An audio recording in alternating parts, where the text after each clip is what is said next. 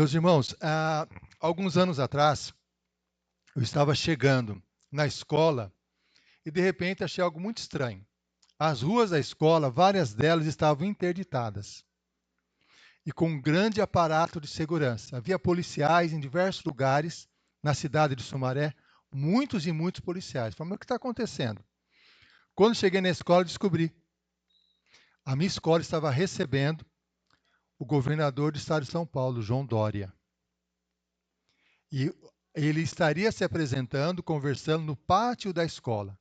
Como a escola é a maior do município, eu creio que as autoridades consideraram que era o melhor lugar para o governador ir.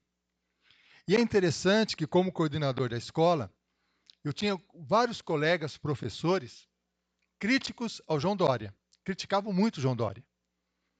E eu pensei que, como eles eram tão críticos, jamais iriam lá ver o João Dória. E eles foram lá. Lá no pátio da escola, viram o João Dória, e quando eles voltaram sorrindo. Dizendo, olha o João Dória, o tamanho dele, a roupa que ele usava, dando vários detalhes do João Dória. Ficaram admirados com o João Dória e mudaram o pensamento dele em relação ao João Dória quando viram a pessoa do João Dória. Eu não fui lá ver, só fiquei observando o comportamento dos professores. Eu achei muito estranho que eram professores muito críticos, realmente foram lá ver como que era o João Dória. É interessante observar que a forma como nós vemos as pessoas muda a nossa forma de enxergá-las, a nossa forma de nos relacionar com ela. Quando nós temos contato com alguém, vemos uma pessoa pessoalmente, isso nos afeta profundamente a forma como nós pensamos sobre ela. E a palavra de Deus, no segundo mandamento, tem algo muito especial. Fala o seguinte, nós não farás imagem de escultura, nem figura alguma do que é em cima no céu ou embaixo na terra. Em outras palavras, nós não podemos fazer uma imagem de Deus. Uma imagem errada de Deus. Porque a imagem que nós fazemos de Deus, errada, ou numa forma de um ídolo, ou nos nossos pensamentos, impactam toda a nossa forma de viver. É necessário nós pensarmos o tempo todo, será que a visão que eu tenho de Deus é uma visão correta? Ou será que a visão que eu tenho de Deus é algo que a minha mente, o meu coração criou, pela minha experiência de vida? Como que é a minha visão a respeito de Deus? Como que eu vejo Deus? Porque a forma como nós vemos a Deus afeta diretamente a circunstância da nossa vida, a forma como nós interpretamos as circunstâncias da vida, a forma como nós vemos a Deus afeta diretamente como nós olhamos para nós mesmos, a forma como nós vemos a Deus afeta a maneira como nós vemos também como Deus age conosco e até mesmo a nosso propósito de vida. A forma como nós vemos a Deus nos afeta profundamente. E a palavra de Deus nos fala de uma história de um homem que viu a Deus. E quando ele viu a Deus, a visão que ele teve de Deus mudou a maneira como interpretava as circunstâncias da vida, mudou a forma como ele via a si próprio, mudou a forma como ele percebia a ação de Deus na sua vida e mudou inclusive o propósito dele viver. Quem foi esse personagem? Vamos abrir a palavra de Deus lá no livro do profeta Isaías, Isaías capítulo 6. Isaías capítulo 6, nós faremos a leitura a partir do primeiro versículo. Isaías 6, iniciando a leitura no versículo 1. Diz assim a palavra de Deus. No ano da morte do rei Uzias, eu vi o Senhor assentado sobre um alto e sublime trono. E as abas de suas vestes enchiam o templo. Serafins estavam por cima dele. Cada um tinha 6 asas. Com 2 cobriu o rosto, com 2 cobriu seus pés, e com 2 voava. E chamavam uns para os outros, e clamavam uns para os outros, dizendo: Santo, Santo, Santo é o Senhor dos exércitos. Toda a terra está cheia da sua glória.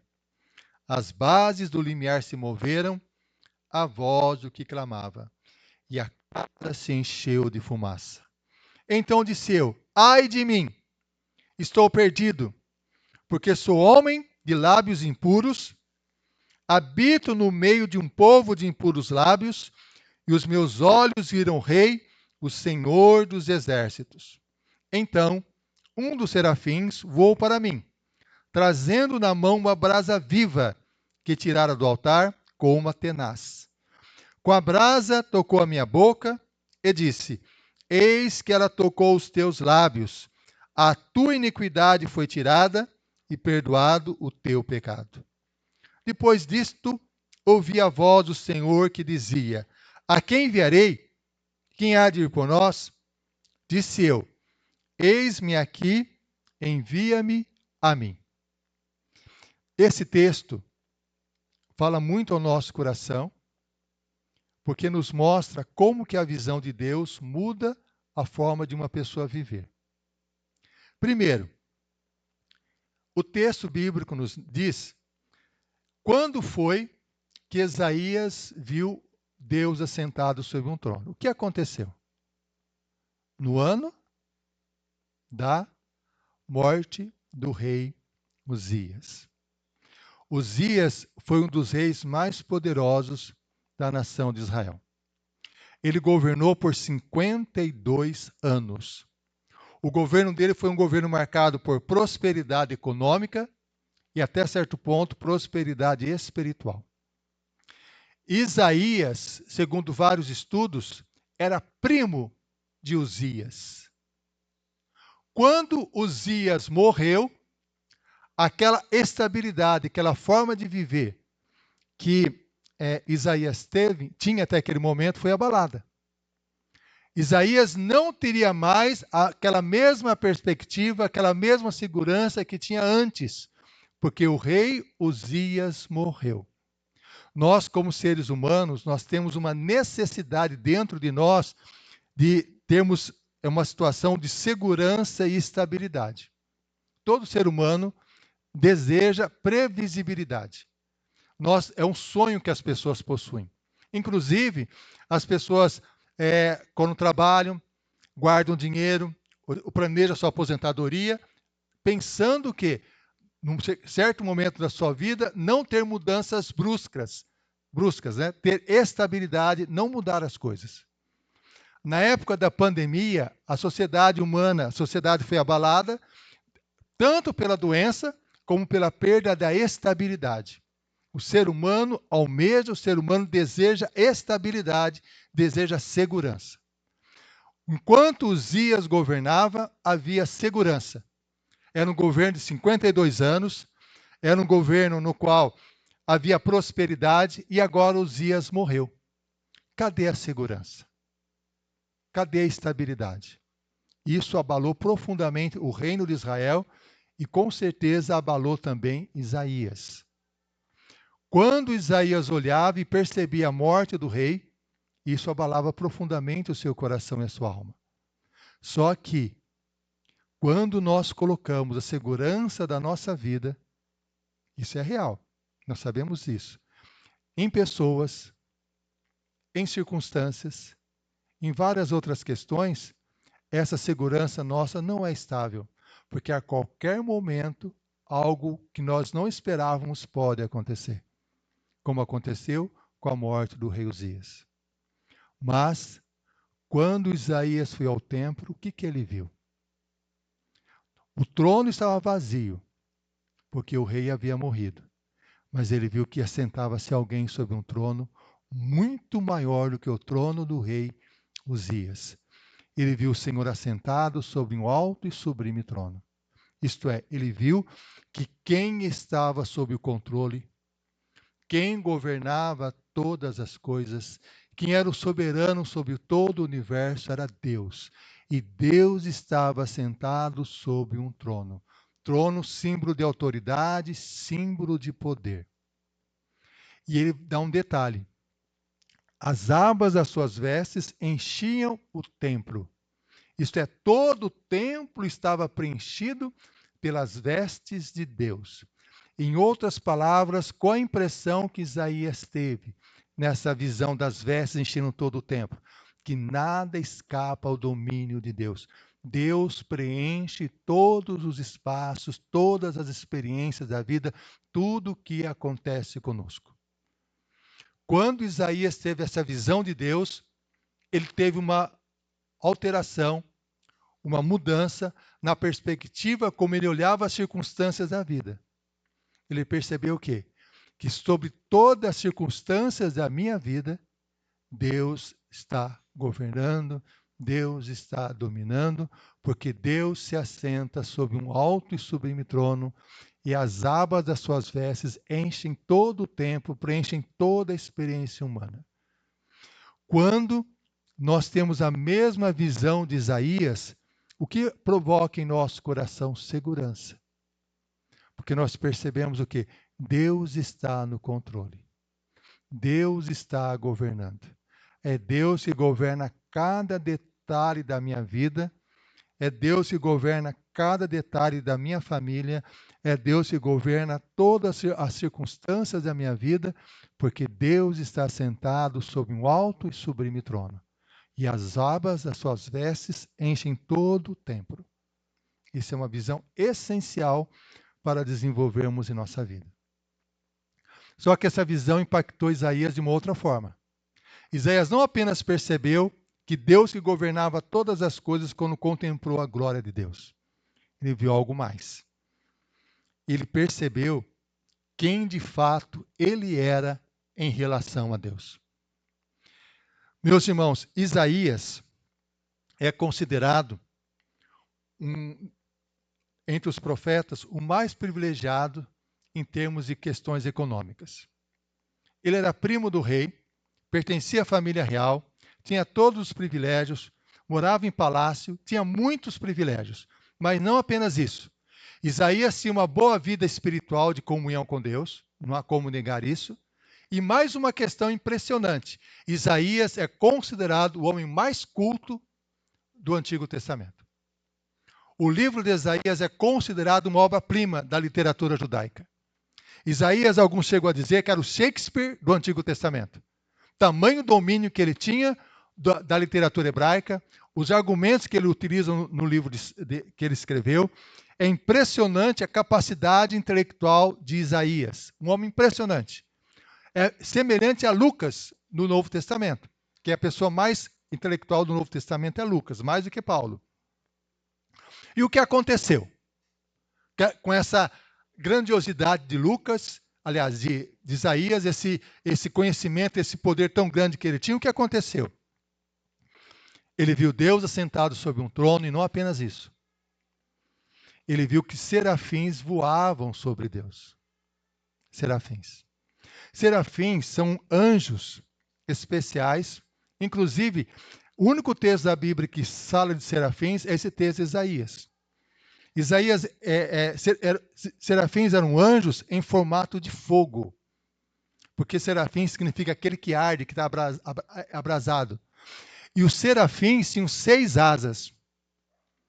Com 2 asas cobriam o rosto, com 2 asas cobriam os pés e com 2 asas voava. E de quem que eles cobriam o rosto? De quem que eles cobriam os pés? Era de Deus?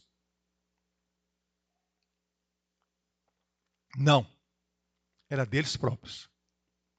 Por quê? A glória de Deus era tão intensa, era tão imensa, que eles não tinham coragem para olhar a Deus. Por isso eles cobriam o rosto, mostrando tremenda reverência diante do poder e da majestade de Deus. Cobriam os pés, expressão de humildade. Diante de Deus, eles precisavam expressar toda a humildade diante da grandiosidade do poder de Deus. E o que os serafins faziam? Estavam louvando a Deus? Não. Eles estavam falando um para o outro. Santo, santo, santo é o Senhor dos exércitos, toda a terra está cheia da sua glória. Em outras palavras, o que os serafins faziam era informando um ao outro, convencendo cada vez mais um ao outro da grandiosidade de Deus. Olha, perceba que santo, santo, santo é o Senhor dos exércitos. Isto é, Deus é santo, santo, santo, extremamente puro, nenhum mal, nenhum erro, nada, totalmente perfeito. Santo, santo, santo é o Senhor dos exércitos e toda a terra está cheia da sua glória. Nós não podemos duvidar, aliás, os anjos falando um para o outro, que Deus está em todo lugar, agindo com poder e manifestando a sua glória. Era o que os serafins faziam. Exaltando a santidade de Deus um para o outro, para ter essa convicção da grandiosidade de Deus. Só tem uma pessoa que estava contemplando a Deus. Era o próprio Isaías. Não eram os serafins. Porque os serafins estavam com o rosto coberto. Quando Isaías contemplou a Deus, ele percebeu quem de fato ele era. Ele falou, ai de mim, porque sou um homem de lábios impuros e habito no meio de um povo de impuros lábios. Em outras palavras, ai de mim, porque eu sou um pecador. Ai de mim, porque eu sou um pecador e acabei de ver a grandiosidade de Deus. Isaías teve uma convicção absoluta do seu pecado. O pecado, meus irmãos, em nossa vida, ele é tão poderoso, ele é tão astuto, que ele muda até mesmo a nossa própria percepção dos nossos erros, dos nossos pecados. O pecado é tão astuto em nossa vida, que ele promove em nós a capacidade de justificar todos os nossos pecados, todos eles. Tanto é que quando alguém nos aponta algum erro, ou nós percebemos algum pecado que nós cometemos, naturalmente o nosso cérebro, contaminado pelo pecado, vai encontrar uma justificativa. Espera aí, eu cometi esse pecado porque as circunstâncias da minha vida me fizeram cometer esse pecado. Não é culpa minha, foram as circunstâncias da vida. Eu fui pressionado a cometer esse pecado. Foi a vida que eu tive que me levou a esse tipo de comportamento. E você não pode apontar o dedo para mim. Sabe por quê? Tem pessoas que pecam muito mais do que eu. Tem pessoas que fazem coisas muito mais erradas do que eu. E você não pode apontar o dedo para mim, porque eu não sou o único que peca, todos pecam. Porque o pecado tem essa astúcia de procurar justificar para nós mesmos os nossos próprios erros. E o pecado, na sua astúcia, nos leva até mesmo a fazer o seguinte: no lugar de olhar os nossos pecados, começamos a olhar o pecado dos outros. Olha, aquele pecado, aquilo é terrível. Aquela pessoa não presta. Aquela pessoa é uma pessoa que não tem valor nenhum. Porque olha o pecado que ela cometeu. Olha o que ela está fazendo. Esse tipo de ação nos leva a fazer o quê? A não olhar para os nossos próprios pecados. Tem uma afirmação interessante que diz o seguinte: por que você me condena por o meu pecado só porque o meu pecado é diferente do seu? Porque todos nós somos pecadores. Isaías, privilegiado economicamente, na sua vida religiosa, um homem extremamente culto, naquele momento ele percebeu o quê? Que ele era pecador. Que ele não merecia absolutamente nada de Deus a não ser a condenação.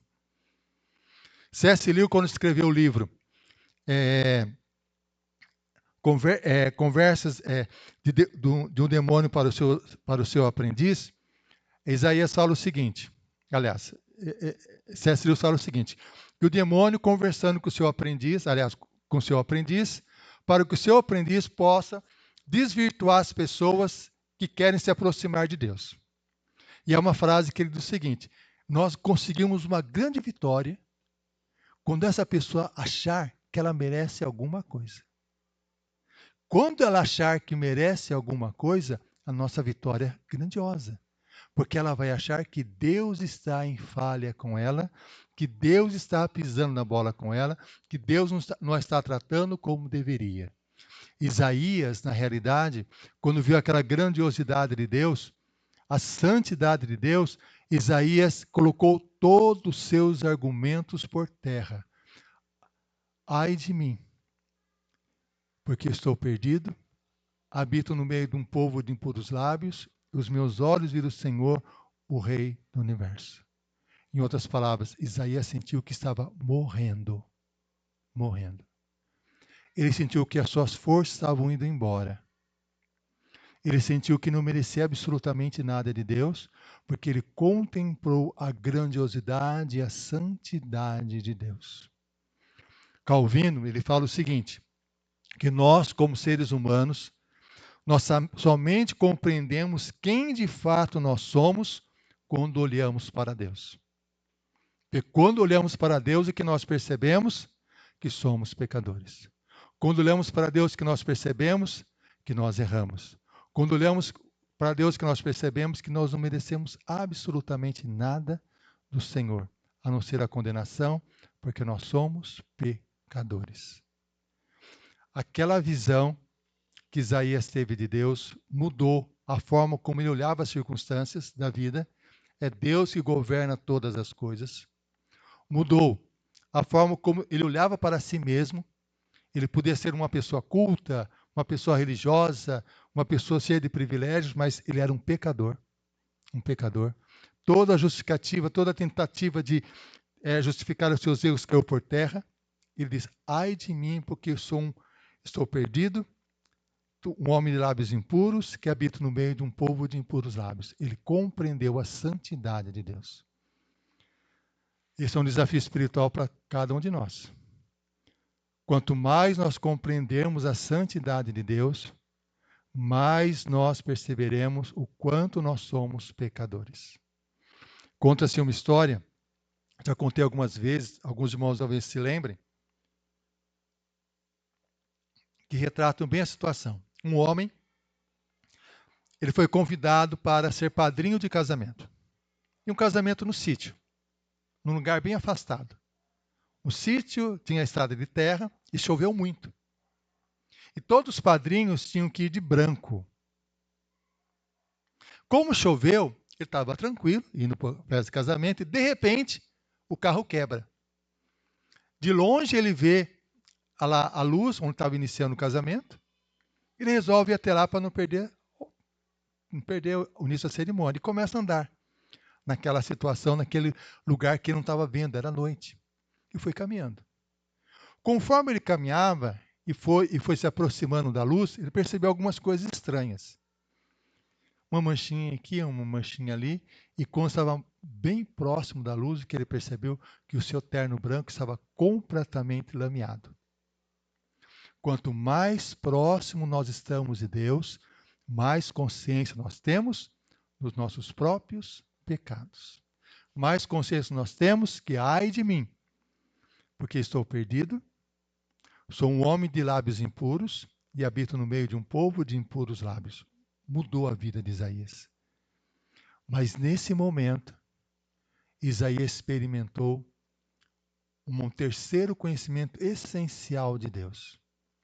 A palavra de Deus diz que um dos serafins, por ordem de Deus, pegou uma brasa viva que tirou do altar com uma tenaz, que é uma espécie de um alicate, trouxe essa brasa,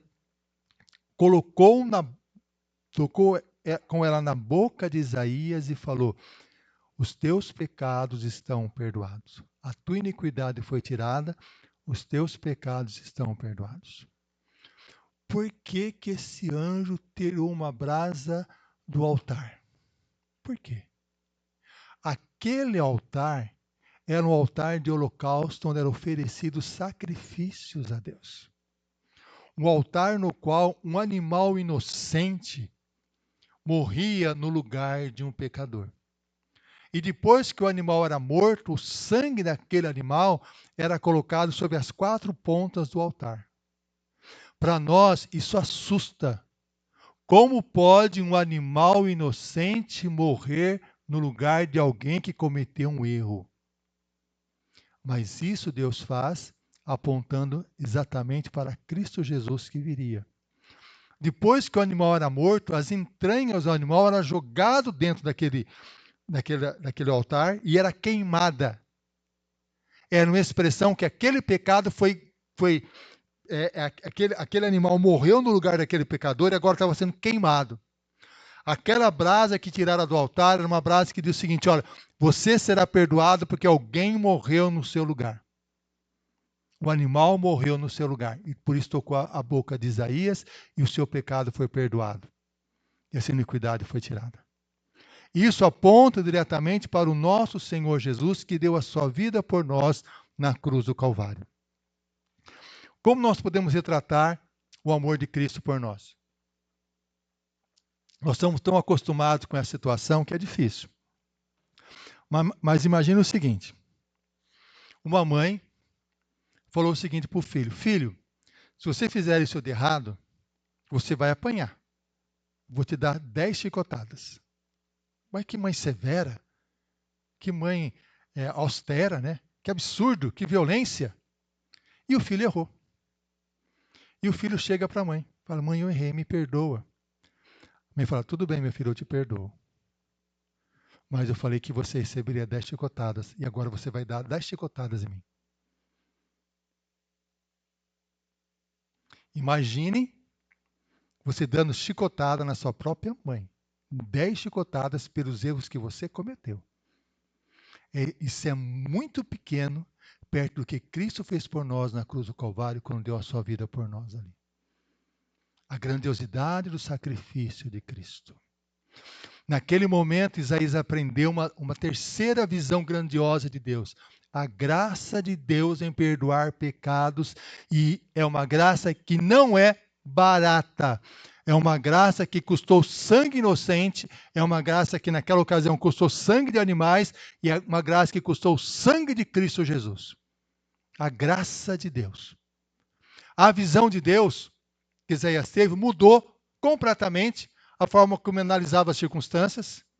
Ele percebeu agora que Deus que governa tudo, ele está sentado sobre um alto e sublime trono. Tudo é governado por Deus. Mudou a forma como Isaías olha para si mesmo. Eu sou um pecador porque Deus é santo. Quem sou eu diante de Deus? Diante de Deus eu morro, eu perco a minha vida, eu desfaleço. Porque eu sou pecador, porque Deus é santo. E compreendeu a graça maravilhosa de Deus em Cristo Jesus, que deu a sua vida por nós. Inclusive, em João 12, versículo 41, Jesus cita que Isaías viu a sua glória.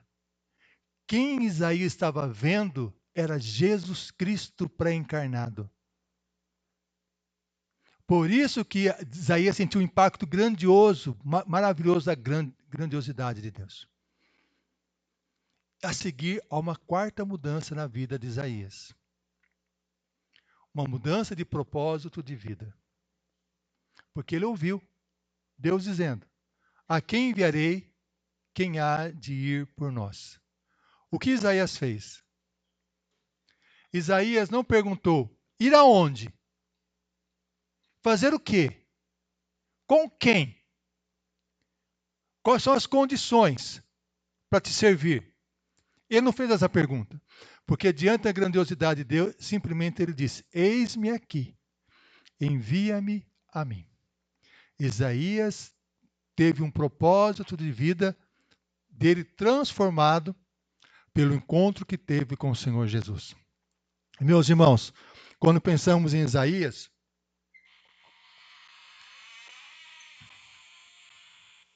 está esfriando. Quando pensamos em Isaías, o que nós percebemos? Isaías, a vida dele foi transformada pela visão da grandiosidade de Deus, e essa vida fez com que ele fosse profeta de Deus diante de 6 reis. Uzias começou a exercer o sacerdócio dele, a profecia dele com Uzias, no ano da morte do rei Uzias. O filho de Uzias, que era Jotão, que era um homem temente a Deus, governou por 16 anos. Depois, Isaías foi profeta de Deus no terceiro rei, foi o rei Acás, um rei extremamente perverso, que oferecia sacrifício a deuses pagãos. Foi na época do rei Acás que Isaías falou o seguinte: olha, eis que a virgem conceberá e dará à luz um filho, e o seu nome será Emanuel, que traduzido é Deus conosco. Foi na época de Acás que Isaías disse: e o seu nome será Maravilhoso Conselheiro, Deus Forte, Príncipe da Paz, apontando para Jesus Cristo. E foi também profeta na época do rei Ezequias. Ezequias foi cercado pelo rei da Síria e Deus ofereceu uma libertação poderosíssima. Por quê? Porque Isaías orientou o rei a ser submisso ao Senhor e alcançou a vitória. O último rei que Isaías serviu a Deus como profeta foi Manassés, o rei mais perverso da história de Israel. Manassés não suportava a vida de Isaías, as profecias de Isaías e a comunhão que Isaías tinha com Deus. O que Manassés fez? Mandou serrar Isaías ao meio com uma serra de madeira. Isaías nunca deixou de servir a Deus, porque ele sabia que mesmo diante de todas as circunstâncias que ele enfrentou, sendo profeta diante de diversos reis, com características diferentes, situações diferentes. Uma hora o povo servia a Deus, uma hora não servia a Deus, uma hora um rei servia a Deus, uma hora outro rei não servia a Deus. Isaías servia a Deus até o fim. Por quê? Ele sabia que Deus se assenta sobre um alto e sublime trono. Ele governa todas as coisas. Que Deus é santo, santo, santo. E ele, Isaías, diante de Deus, ele é um pecador. Ele compreendeu a graça maravilhosa de Deus e também a missão de Deus. A quem verei, quem há de ir por nós? Eis-me aqui, envia-me a mim. Essa é a história de Isaías. Meus irmãos, nós somos desafiados por Deus a termos a mesma experiência. A visão que Isaías teve do trono de Deus não terminou no altar. Não terminou ali. Ela continuou com os pés dele, caminhando na missão que Deus lhe deu. Nós estaremos orando a Deus, pedindo a Ele que derrame sobre nós a sua graça e a sua misericórdia e que nós possamos, com a graça de Deus, ter essa mesma visão que Isaías teve da grandiosidade de Deus. Uma visão que transforma completamente a nossa vida. Vamos orar. Pai, estamos na Tua presença em oração e pedimos, Senhor, em nome de Jesus, abra os nossos corações, as nossas almas, Senhor, espiritualmente, para podermos contemplar a grandiosidade de Deus.